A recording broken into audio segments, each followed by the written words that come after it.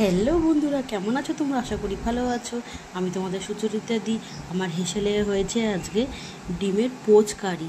কতটা লোভনীয় হয়েছে দেখো। আর এটা খেতে দুর্দান্ত লাগে, বেশি ভালো লাগে রুটি দিয়ে। তো আমরা আজকে ভাত দিয়ে খাবো। তো তোমরা যে যে খেয়েছো সে তো এর স্বাদ জানো। আর যারা খাওনি ঝটপট এরমভাবে বানিয়ে খেয়ে নাও, দারুণ লাগে।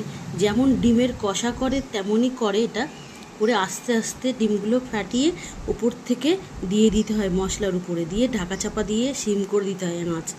তার উপর থেকে একটু চাট মশলা আর শাহি গরম মশলা দিয়ে নামিয়ে নিতে হয়। দারুণ খেতে লাগে। দেখো বন্ধুরা কতটা লোভনীয় হয়েছে। অনেক দিন পরে করলাম, আগে খুব করতাম।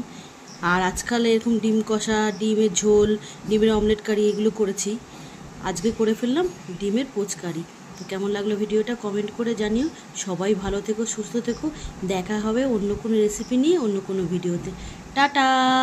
আর অতি অবশ্যই কিন্তু কমেন্ট করে জানাবে ভিডিওটা কেমন লাগলো। দেখো আমি ক্লোজ করে দেখাচ্ছি কতটা লোভনীয় হয়েছে, দেখো।